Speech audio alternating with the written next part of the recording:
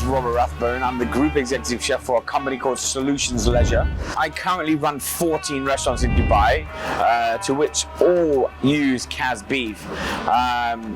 You know, since I found the product and since I met the guys, you know, the product itself is so amazing. It just speaks for itself, you know.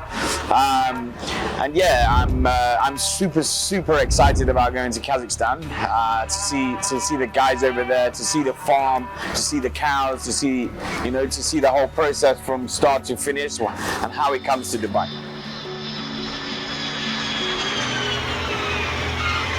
So obviously this is the first time I've been to Kazakhstan. When I landed it was minus 16, I believe. So yeah, I went to Burabay and I stayed at the Rixos. It was super nice there. It's literally set inside the forest. And obviously the time I spent there was super nice. It's obviously all nature. Yeah, I said, you know, for me, living in the UK, you know, it's very green. It's very like in the UK. It's like that. Obviously, the nature in Kazakhstan was it's something else. It's breathtaking. You know, I've actually personally never seen an eagle fly, and I saw many in Burabay. No, it was cool. He was staring at me. You know, I was yeah. Wow. And obviously, you know, we had the opportunity to walk on the lake. It's fully frozen. We went to meet some of the guys fishing over there. You know, they explain how they drill the hole and they were fishing. You know, winter fishing. It's also a super cool experience. Yeah, you know, we went climbing up the mountains. The air is so fresh. So yeah, it's just a beautiful country. And again, I'm very humbled to be a part of KazBeef and represent Kazakhstan. Since I've been here, has been absolutely, you know, next to nothing. Kazakhs are super humble, you know, and obviously, you know, meeting. So, I mean, my first experience with the guys from KazBeef, obviously, you know, when we met was. I saw the faces. They were all smiling. They're all happy. They're all, you know, they're all so humble, you know.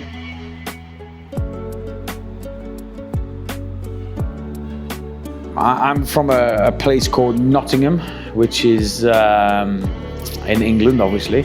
A place called West Bridgford, actually. And my cooking story started with a friend of mine called Tom Sellers calling me at 2:30 in the morning and saying, basically asking me if I wanted a job, which is quite funny and very random. So I was 15 years of age, and yeah, he called me up and said, "Do you want a job?" Picked me up in 20 minutes time, and we drove to the countryside in Nottingham, and I became a chef ever since. And that was many years ago. Yeah. My philosophy of cooking would be simplicity. Yeah, again, I speak about it many times. You don't need to overcomplicate things. You know, again, like we spoke about, you know, restaurants that I used to work in the past. You know, we used to put 13, 14 different things on one plate. You know, for my philosophy now is literally keep it simple. Simplicity is the key to success, I believe. You know, you don't need to overcomplicate things. Obviously, when I started cooking, it was hard, but you know, I really enjoyed it. I think my culinary, you know, kind of kick was when I moved to London at the age of 16. You know, I was working with some of the best chefs. Actually, some of the best chefs I've ever worked with in my life. And they, you know, they all, it kind of worked a bit, you know, differently in London 18 years ago, you know. Everybody in the kitchen wanted to be better than you. Everybody wanted to be better than each other. So I kind of think that gave me the kick to kind of want to be better than everybody else, you know. So yeah, I would say that when I was 16, when I moved to London to work, I went to work for a chef called Adam Bayer. He's got a Michelin star in a restaurant called Trinity in London, in Clapham. And yeah, he was a very good idol for me, I suppose. You know, he helped me through a lot of stuff and cooking, and you know, he was he's played a very big part in my life. So yeah, thank you to that guy. It's a very old school saying as such that chefs are artists, so it kind of, the connection kind of it connects, and yeah, dish, obviously chefs, cooking is an art, plating is an art, it all kind of comes together. So yeah, I would see the link completely. My first impression was you guys obviously love a lot of horse, yeah? Meat in general, and it's a lot of the time it's very well cooked, very braised style. So obviously it was my first time to try horse actually. Also super nice products. The sausages that you do are so good, really good. And yeah, in general the food is very tasty, it feels so homely, it's like the cooking style is so homely. It's super nice. So basically Kaz came to me through we kind of did a taste panel as such, between KazBeef and other varieties of beef. And I think the reason that the reason that they brought it to me is because obviously I'm very straightforward and very honest. If I don't like something, I'll say therefore I don't like it, So yeah, we cooked the Kaz, and then we cooked other different varieties of beef. And honestly, the Kaz was 10 points higher than all the other products. So obviously, of me, I was like, wow, I turned to the guys and I said, this is amazing. The tenderness, the flavors, everything about the product is super premium. And I think it's kind of I don't know how to say the without being rude. I think people kind of get this, opinion. Everybody has an opinion, yeah? They kind of, the meat's from Kazakhstan, it can't be, do you know what I mean? It's like a bias compared to, you look at like meat from America or meat from Canada or, meat from Australia and then you go, well, there's meat from Kazakhstan. But actually, meat from Kazakhstan sits on the same level as all the rest of the top players in the whole market.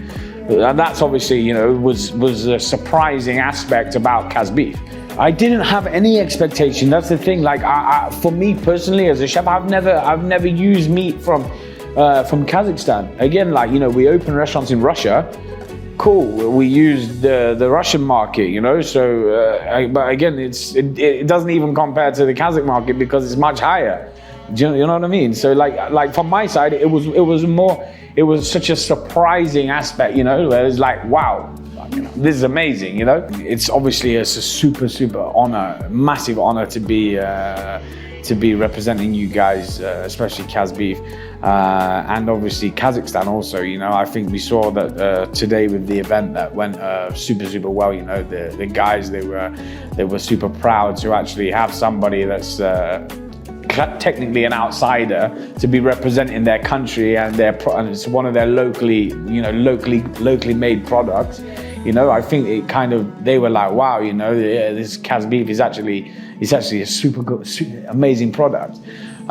So yeah, it's I feel super humbled and very honored to be working with such people and the product. It's amazing. Kazakhstan is obviously known as what? It's known as the nomad land, yeah? Okay, so what are the nomad lands? What do you do as a nomad? A nomad is somebody that goes, around and you can't sit exactly. So of course, if you follow the history of the Kazakh people, they would be, okay, let's take it here, let's do this, let's do that. It's the same with KazBeef. What you've done, you brought it to Dubai, you're obviously in the local market, you're in the Russian market, it's kind of like nomadic, yeah, you're going here, you're going there, it's very nice. Dubai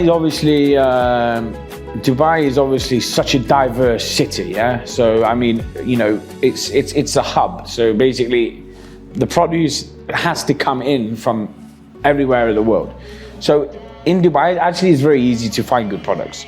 But again, it has to travel. So, you know, so it comes from Holland or it comes from France, or, you know, but it all comes in. It's very easy to find good products. To be honest, I mean, like I mentioned a minute ago, Dubai is such a diverse city, yeah. You know, so and the company that I work for, Solutions Leisure, we have a mixture of all types of restaurants, you know. So again, the trends and all this, I mean, personally, it doesn't, you know, I don't need to follow the trends. I'd rather be a trendsetter, you know what I mean? But yeah, like, you know, obviously in the restaurant, we obviously try to cater for everybody else, yeah? So we always have vegan, we have vegetarian options, you know, we have organic, we have some sustainable dishes that actually are products that are from Dubai. Yeah, because, you know, Dubai is trying to be that sustainability and stuff like that.